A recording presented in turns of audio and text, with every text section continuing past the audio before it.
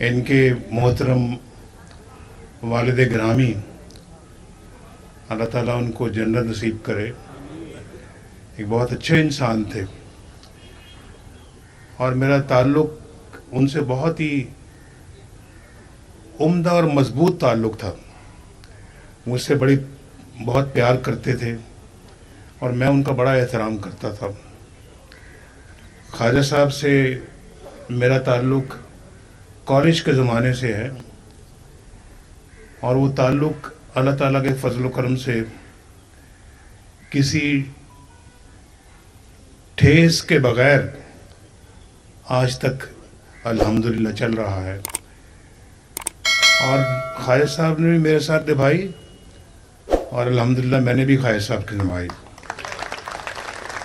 और निभाना चाहिए एक दूसरे के साथ। मैं आपके साथ भी निभा रहा हूँ।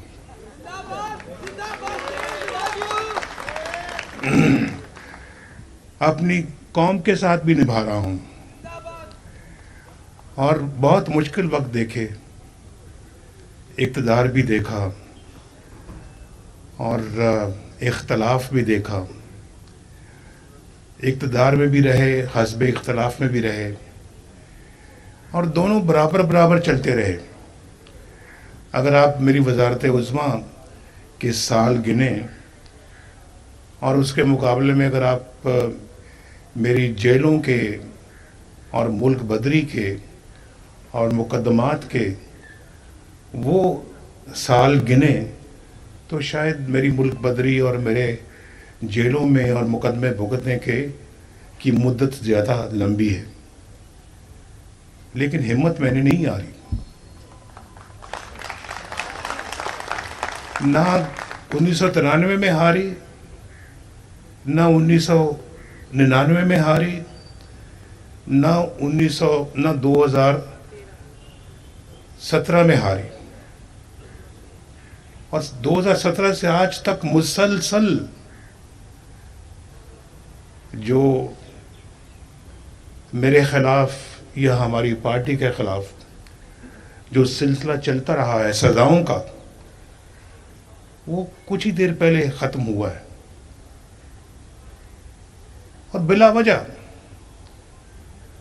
या तो हो ना कोई वजह हो तो फिर तो ठीक है, बिला वजह वो मुझे भी समझ नहीं आती कि वजह क्या है।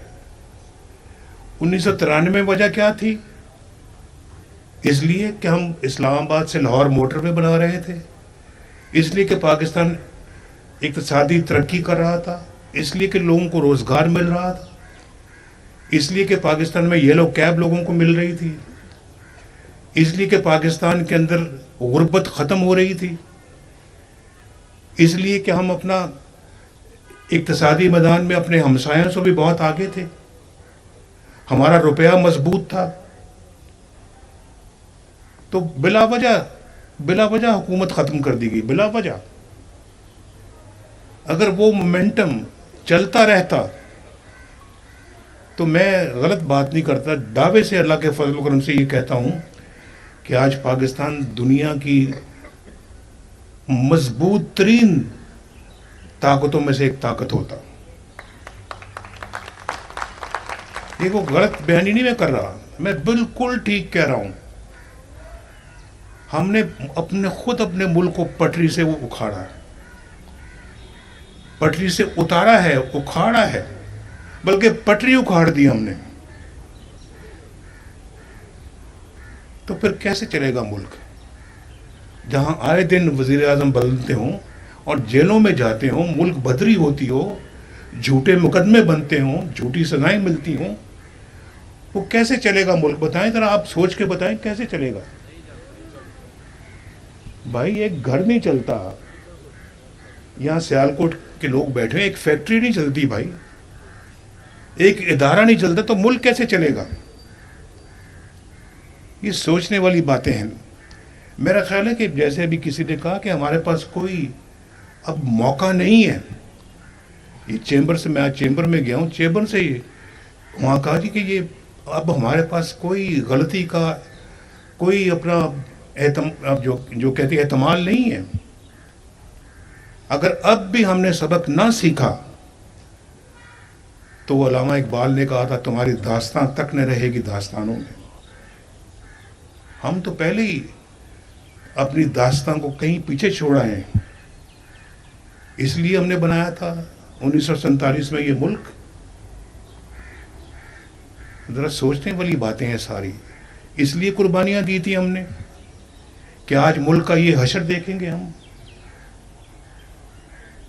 क्या क्या ज़्यादा दूर ना जाए, 1993 को छोड़ें, 1997 को छोड़ें, 1999 को छोड़ें जब पाकिस्तान एटमी कुव्वत बना था, छोड़ दें, चलें, करीब आ जाएं, 2017 में आ जाएं आप। मुल्क कितना खुशहाल था, रुपया आपका मजबूत था। 104 रुपए पे रुपया हमने शुरू किया, 104 रुपए पे ख़त्म किया हमने। एक पैसे का फ़र्क नहीं आया डॉलर के मुकाबले में।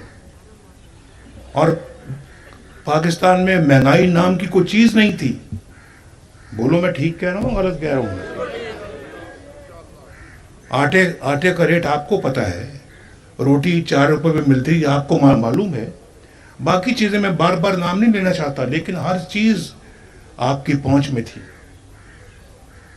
और पाकिस्तान सी पैक पे तेजी के साथ सी पैक लग रहा था। लोड शेडिंग का खात्मा कर दिया हमने, दहशतगर्दी का खात्मा कर दिया हमने। और पाकिस्तान जो है वो तरक्की की रफ्तार तेज से तेज होती चली गई। हमारी स्टॉक एक्सचेंज दुनिया की बेहतरीन स्टॉक एक्सचेंज में शामिल हो गई। और यहाँ बेरोजगारी का रोज बरोज खात्मा होता चला जा रहा था। लोगों को रोटी मिल रही थी, इलाज मुआवजे की सहूलतें थी, गरीबों को कोई रोटी की परेशानी नहीं थी, बच्चे स्कूल जाते थे, उनकी उम्मीदें बढ़ती चली जा रही थी कि आइंदा हमारा मुस्तकबिल और रोशन होगा।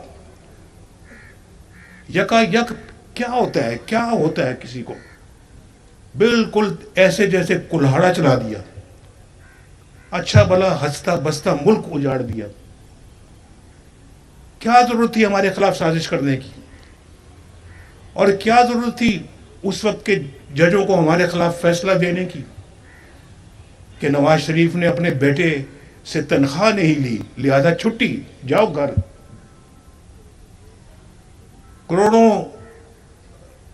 करोड़ों इंसानों के नुमाइंदे को, वजीर आजम को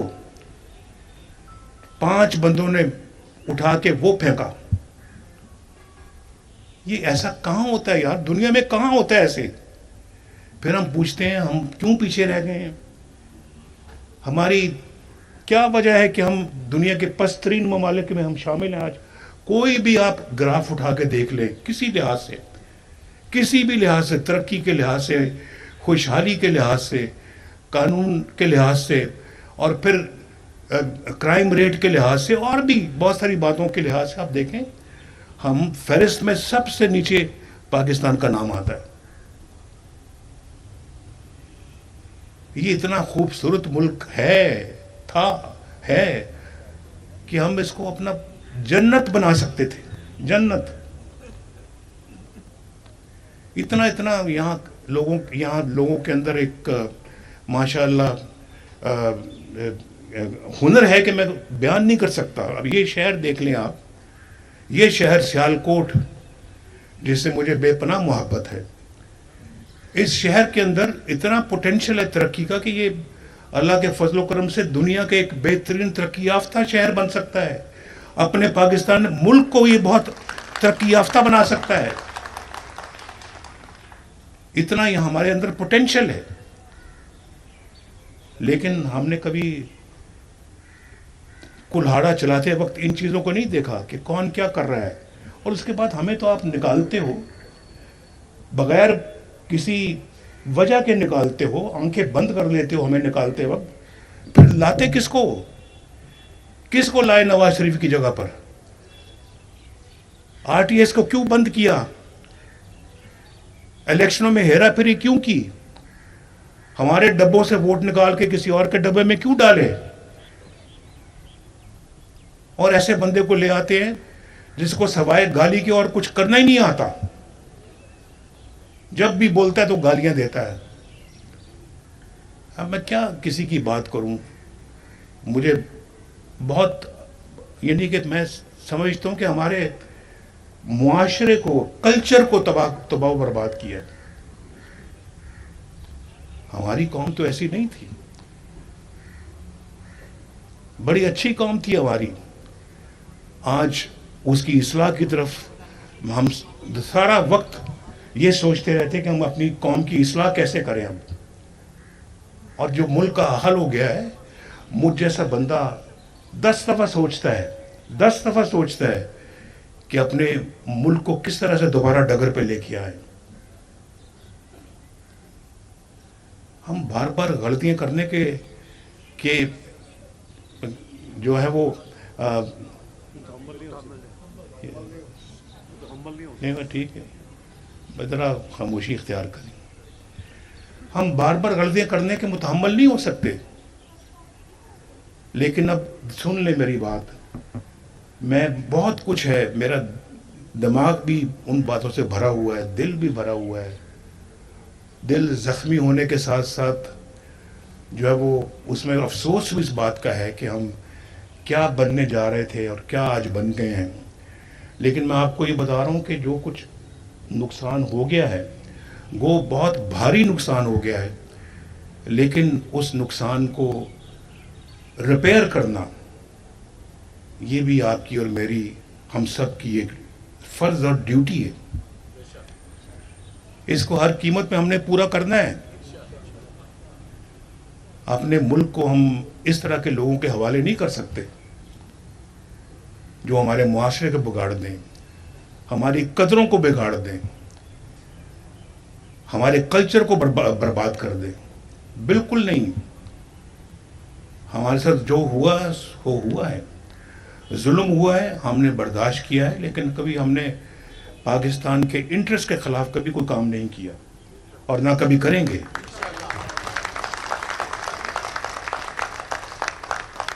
ये बड़ा कीमती मुल्क है भाई, कीमती, हमने बर्बाद तो किया लेकिन बड़ा कीमती मुल्क था ये हमारा, बड़ा कीमती मुल्क है। हम इसको समझें, इस बात को समझें। जो पिछले 70 साल में अपने इस मुल्क के साथ जो किया है, अल्लाह ना करे कोई भी अपने मुल्क, किसी भी मुल्क के साथ ऐसा करे। और हम खुद इसके जिम्मेदार हैं, खुद ऐसे बंदों को लाने के भी हम खुद जिम्मेदार। वो आया नहीं था, वो लाया गया था।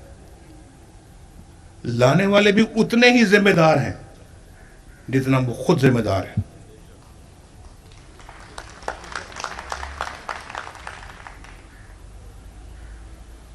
तो मैं ये समझता हूँ कि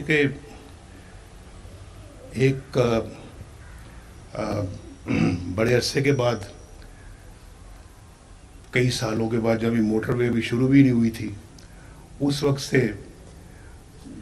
मैं आपसे मिला था आके, तो आज उसके बाद दूसरी दफ़ा मिला हूँ मैं। और मैंने मोटरवे की बात यहाँ बैठ के की थी और देख लो मोटरवे बन गई अल्लाह के फजल करम।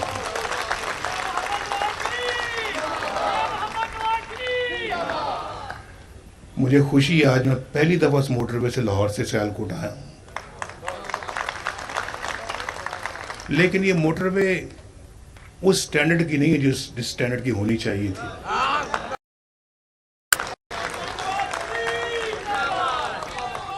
मैंने ये बात ख्वाजा साहब से भी की है कि मुझे तवक्को नहीं थी कि ये मोटरवे इस तरह की बनेगी। अगर मैं सर पे होता तो मैं इस मोटरवे को इस तरह से ना बनने देता। और आपने देखा है कि कहीं मोटरवे नीचे जा रही है, कहीं ऊपर चढ़ रही है, कहीं उतराई है, कहीं खाई है, कहीं कुछ है। ना कोई रेस्ट एरियाज़ हैं, ना किसी जगह को बाथरूम है, ना कोई रेस्टोरेंट है। ये तो उसको तो लाहौर इस्लामाबाद मोटरवे से भी एक बहुत बेहतर मोटरवे होना चाहिए था। लेकिन ठहर, फिक्र न करें,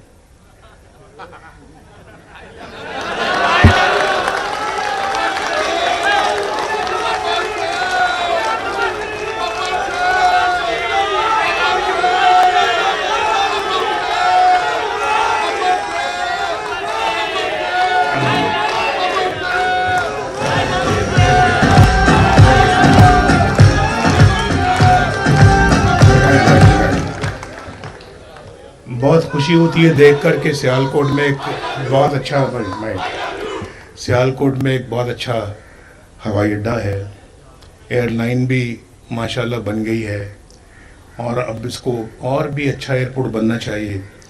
ये लाहौर, कराची, इस्लामाबाद के लेवल पे आना चाहिए इसको, उसी स्टैंडर्ड का यहाँ पे एयरपोर्ट भी हो, फैसिलिटीज भी हों और एयरलाइन भी यहाँ पे दुनिया भर की एयरलाइनें यहाँ पे आएँ।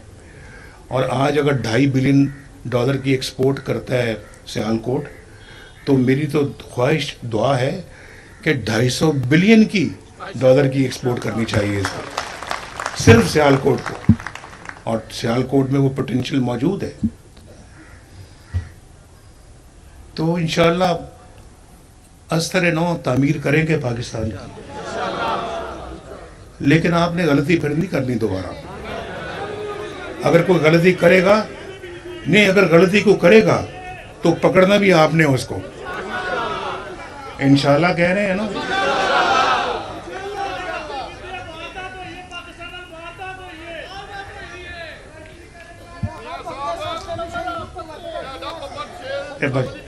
थैंक यू जी, बहुत शुक्रिया, बहुत शुक्रिया आपका जी। इंशाल्लाह अभी मुझे बड़ी उम्मीद है कि फिर इलेक्शनों के अंदर आपसे मुलाकात होगी। इलेक्शन कैंपेन में मैं इंशाल्लाह फिर सियालकोट आऊँगा। अल्लाह हाफ़िज़। नून लीग का इस वक्त वर्कर्स कन्वेंशन